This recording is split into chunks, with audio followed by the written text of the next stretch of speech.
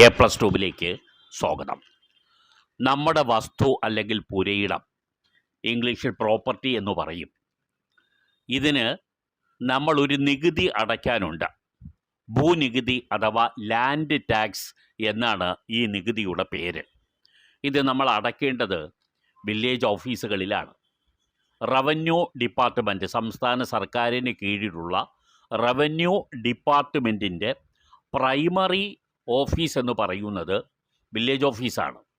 Village office വഴി നമ്മൾ ഈ നികുതി അടയ്ക്കുന്നു. എല്ലാ വർഷവും നമ്മളിത് അടയ്ക്കാൻ ബാധ്യസ്ഥരാണ്. ഇത് അടയ്ക്കേണ്ടത് മാർച്ച് 31 മുമ്പായിരിക്കണം. അതായത് ഒരു സാമ്പത്തിക വർഷം അവസാനിക്കുന്നത് മാർച്ച് 31 ഈ നികുതി ഈടാക്കുന്നത് സാമ്പത്തിക വർഷം അടിസ്ഥാനപ്പെടുത്തിയാണ്. ഏപ്രിൽ 1 തുടങ്ങി മാർച്ച് 31 ഒരു സാമ്പത്തിക വർഷം അവസാനിക്കുന്നത്. എല്ലാ സാമ്പത്തിക വർഷങ്ങളിലും നമ്മൾ ഈ നികുതി അടയ്ക്കേണ്ടതുണ്ട്. ഇപ്പോൾ ഈ നികുതി ഓൺലൈനായി നമുക്ക് അടയ്ക്കാം. ഓൺലൈനായി അടയ്ക്കാൻ കഴിയാത്തവർക്ക് അക്ഷയ കേന്ദ്രങ്ങൾ വഴിയും ഇത് അടയ്ക്കാൻ കഴിയും. ഇപ്പോൾ കഴിഞ്ഞ സംസ്ഥാന സർക്കാരിൻ്റെ ബഡ്ജറ്റിൽ ഈ ഭൂനികുതി 50% വർദ്ധിപ്പിച്ചിരുന്നു. അതുകൊണ്ട് തന്നെ ഇപ്പോൾ പുതിയ ഒരു ബാധ്യത കൂടി ഭൂനികുതിയുടെ കാര്യത്തിൽ നമുക്ക് വന്നു ചേർന്നിരിക്കുകയാണ്. ഏതൊക്കെയാണ് ഈ നികുതികൾ നിരക്ക് എന്നുള്ള കാര്യം ഇനി വിവരിക്കുന്നത് പോലെയാണ്. പഞ്ചായത്തിലാണെങ്കിൽ 8.16 വരെയുള്ളതിന് 7.5 രൂപയാണ് അടയ്ക്കാനുള്ളത്. മുമ്പ് ഇത് വെറും 5 രൂപ മാത്രമായിരുന്നു. 2.5 രൂപയുടെ വർധനവ് വന്നിട്ടുണ്ട്. അതായത് 50% വർധനവ് വന്നിരിക്കുന്നു.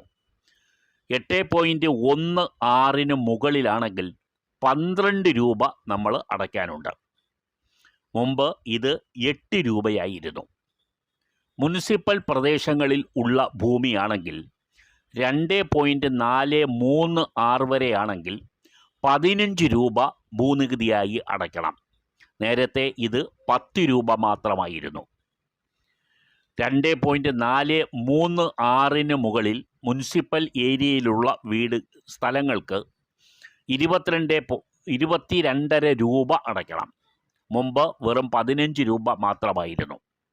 ഇനി കോർപ്പറേഷൻ പ്രദേശത്ത് പുതിയ ഭൂനികുതി എത്രയാണെന്ന് നോക്കാം. 1.626 വരെയാണെങ്കിൽ 30 രൂപ അടയ്ക്കണം. മുമ്പ് 20 രൂപ മാത്രമായിരുന്നു.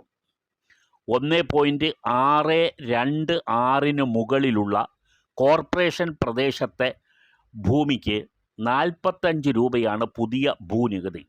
മുമ്പ് ഇത് വെറും 30 രൂപ മാത്രമായിരുന്നു. 6 എന്ന് പറയുമ്പോൾ പലർക്കും സംശയമുണ്ടെങ്കിൽ നിങ്ങൾ അറിയേണ്ടത്, ഒരു 6 എന്ന് പറയുന്നത് 2 സെൻറ്റും 470 ചതുരശ്ര ലിങ്സുമാണ്. ഓർക്കുക, 2.470 ചതുരശ്ര ലിങ്സ് ആണ് ഒരു 6 എന്ന് പറയുന്നത്. 2 സെൻറ്റും 470 ചതുരശ്ര ലിങ്സും ചേരുന്നതാണ് 1 സെൻറ്റ്. ഇപ്പോൾ റവന്യൂ വിഭാഗത്തിലെ നികുതികൾ ഭൂമിയെ സംബന്ധിച്ചിടത്തോളം 6 അടിസ്ഥാനത്തിലാണ് പിരിക്കുന്നത്. സെൻറ്റ് അടിസ്ഥാനത്തിൽ അല്ല എന്നുള്ളത് പ്രത്യേകം ഓർത്തിരിക്കുക.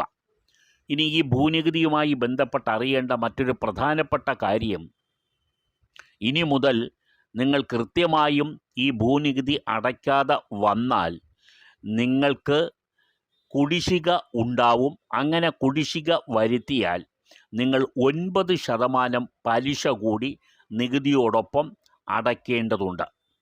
അടിസ്ഥാന ഭൂനികുതി സ്ലാബുകളിലെ നിരക്കുകളിൽ വന്ന മാറ്റത്തിൻ്റെ അടിസ്ഥാനത്തിൽ ഇതും കർശനമാക്കിയിട്ടുണ്ട്.